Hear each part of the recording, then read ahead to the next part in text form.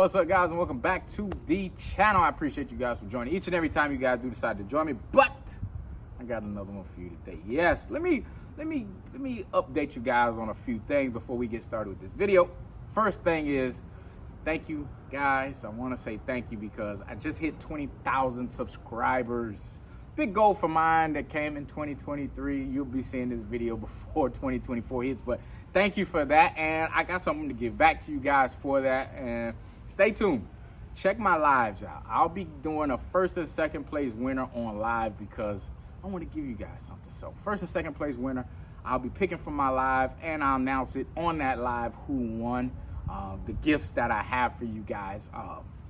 So that's just my way to give back to you guys. Now, second thing I have to talk about is I'm hearing my name out there again. Yep, I'm hearing my name out there again because we got a race coming up in March. Yeah, race coming up in March. Daytona 2024. Guys, I will be in the building. 2 bikes there. I'll be ready to run one of them. Maybe we might get a chance to see that one go down the road too. Maybe, just maybe. But definitely, Bipolar is getting put together as we speak, and she will be out there and taking on a lot of challengers, I suppose. But we might have some guest stars, and I'm really waiting for that, and I really hope that happens. So just stay tuned for that. Now, for the video.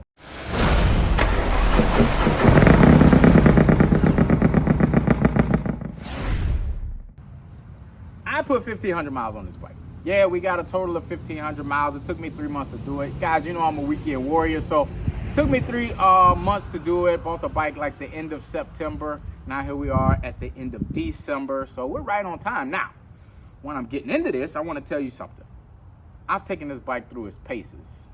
Highway, trips, city riding, bar hopping, and the big thing that I really did with this bike that I'm impressed with is the drag racing side of it. Yeah, we were actually able to show some numbers on this bike where it actually went drag racing in the street, which is totally different from the track. You're gonna go slower in the street than you can in the track because you can be more aggressive on the track. We did it. We did some good numbers with the bike. So sit back, relax, get something to drink. I'm gonna go over this bike in a second. So the first question everybody wants to know is why? Why did you buy a Roadking? Why did I buy a Roadking? And that's very simple. There's 3 bikes that have always been on my list. It's the Street Glide was first, and I accomplished that goal. Then the Road Glide. You guys know I got bipolar. I've accomplished that goal. But my next bike, and I wanted a second bike to bipolar, and it's the Roadking. The Roadking for many reasons, and the biggest reason is I wanted to have a little bit of a different ride.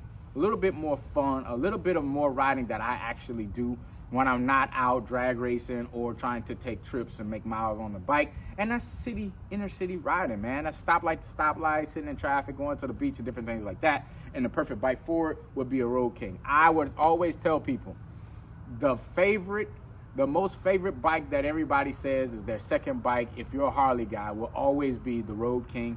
It's just more air, just more out there in the open, and it's just less restriction and just more of you're in contact with the ground and you're just in with nature at this point. So that was the biggest reason for the Roadking. Besides that, it looks amazing. Roadkings kind of take the cake. If you have a muscle car, this is the muscle bike, okay? The Roadking is the one that you already got the top down and let's go riding, right?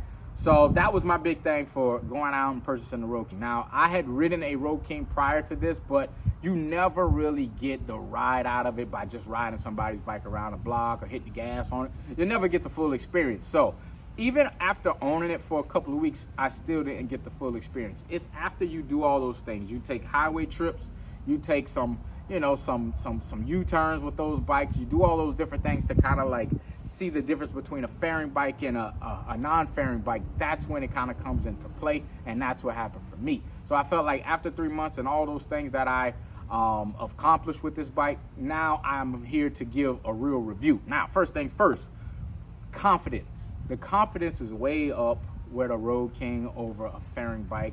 That's just how it is. Now, not to say that this bike is any less or any more than one of those bikes, but I'll tell you this, when you don't have a fairing in front of you, you can do a lot more. It gives you the confidence to do those U-turns, right-handed U-turns, left-handed U-turns, like Anything that you can't see the road with, and you can't see that front tire, well, the Roadking helps you out. It will actually make you feel like you're on a bicycle when you're making those turns, because now it's like your vision's open. You can see more of everything that's going on. I can see the curb, I can see the dips in the road, I can see all those things, and I can ride with confidence. So, confidence builder is number one on the Roadking. I give that up over all the other fairing bikes. I got a drawback to that. Since there's no fairing in the front, you're taking in so much wind. You have to get a windshield, guys. And I know some guys will get out there on the highway and they say, hey, I don't need a windshield. I can just go and take miles. It doesn't bother me. I'm not one of those guys. So the first thing I did was put the Harley wind splitter on there because I needed it. I had rocks and dust popping all in my face. You know, I wasn't too happy with that. Then, you know, that makes you close the windshield. That makes you try to, like, you know, protect yourself. And I'm not looking for that when I'm dealing with a bike like this and I'm going no more than 50 miles an hour on the city local streets, because I want that wind on my face. When I get on the highway, of course, I'll close it. But that's the difference. So you got to take the good and the bad there. The next thing is the modifications. I had this bike 2 weeks before I started doing modifications, guys, and I'm impressed with the modifications. I feel, hear me out, I feel like every modification is like 2 to 1 to a fairing bike.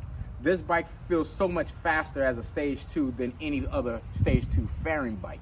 Yeah, because it's more aerodynamic and it has less weight in the front.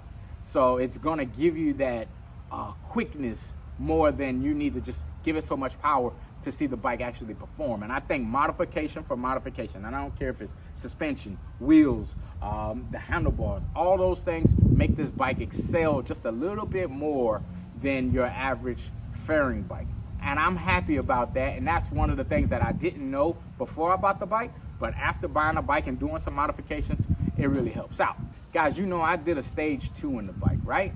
My stage 2 is a ripper stage 2. I did not expect it to go the numbers that it did when I went and tested the bike. But when it did it, I was like, I can't give it anything to, I can't figure out why, you know? But all I can say is it has to be because there's no front fairing. Once you get that bike rolling and you're locked in, it's like you're on a sport bike again. That's just one thing I can say. Caveat to all of this, it's a boring ride. There's no radio. Yeah, sure, we can all put the headset in and expect to go out and make miles and, you know, kind of enjoy it, but it's not as enjoyable when I don't have music in my face. Yes, I can listen through the car though and try and turn it up and do all that stuff, but it just doesn't feel the same. Yes, I hear the engine and the exhaust more than anything, but if I had some music in the front of it, not to say you can't do it, but if you do it, you know, you'll have to do a little bit more with your music because you can't put any speakers up front. You have to put them down in the lowers and then you have to try and put them in the saddlebag. Yeah, it just wasn't going to work out for me. So boring ride, but fun at the same time. As soon as I twist the gas, all that boringness goes away. Now, I can't compare this bike to a fairing bike. They don't sit the same. They don't ride the same. Only thing I could say is comfort. I have to give it to a Road Glide. The Roadking is comfortable, but at the same time, it's a Roadking. Once you start taking that wind onto the face and it's beating up your body, comfort goes out of the window. Just enjoy it for what it is. Now, some subscribers had a couple of questions for me, and I think I'm going to be able to try and clear them up right now. Now, the first question was, well, Mac, why won't you build a big motor to go inside the Roadking? Knowing how fast the Roadking will be, it will be much more of a monster, etc. Now, my thing was, why buy a Lamborghini and do some other modifications to it? It's already a Lamborghini. That's how I feel about the bike. It's already a quick bike. All it needs is just a little things. The stage 2, fine, good enough for me. And at the same time, guys, this is gonna be my daily driver.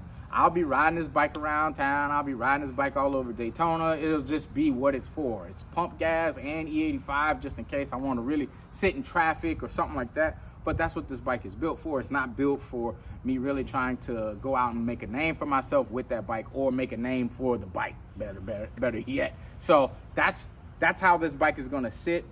We are gonna do suspension and just little modifications like that, but that's all this bike needs. It's already, in my opinion, competitive for a stage 2. Now, not many guys are out here racing stage 2, so we won't go any further with this bike because I don't need to have 2 race bikes. I don't need the competition between the two, and it's very expensive. Another question a subscriber asked is, he says, well, if you could only own one bike, which would it be? The Road Glide or the Roadking? And by far, hands down, no questions asked, it would be the Road Glide. It's much more of a comfortable ride, and that is mainly the reason.